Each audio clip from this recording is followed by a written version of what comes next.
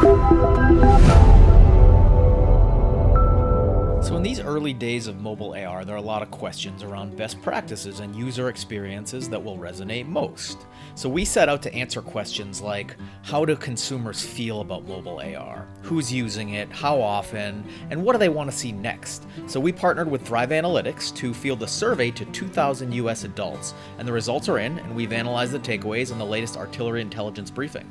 So starting at a high level, 1/3 of respondents have used mobile AR, and more than half of those do so at least weekly.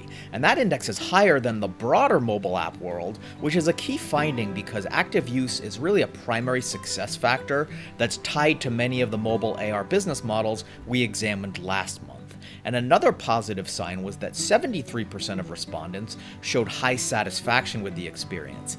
But that stood in contrast with non-users who report low likelihood of adopting soon and an explicit disinterest. And the biggest response for non-adoption was just not interested, which is a daunting answer for AR proponents.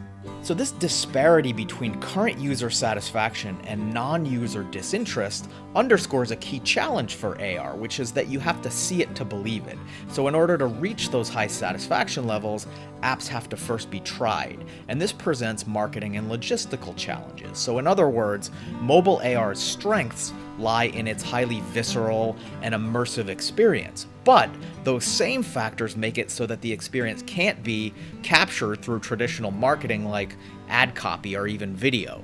So it's really a question of how to accelerate that consumer education and acclimation, and lots of signs point towards social apps, which can help AR achieve viral growth and a network effect. And evidence of that can be seen in Snapchat's AR lenses. So speaking of social, it was one of the top categories in our AR survey, along with gaming, which wasn't a big surprise given Pokemon Go's popularity.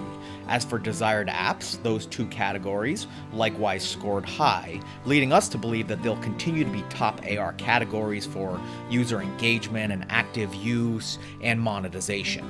And other categories that scored high include furniture visualization apps, which are also highly monetizable, in-store retail apps, and city guides.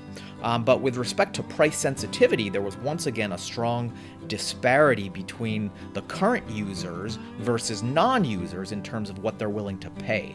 And that has lots of implications for pricing models, including in-app purchases, which tend to optimize yield and reach the broadest range of affinity groups, especially in gaming and social apps. So winding down, one of the underlying takeaways is that AR has lots of the same challenges that were revealed in our corresponding VR study, including those marketing and logistical challenges of winning over mainstream consumers.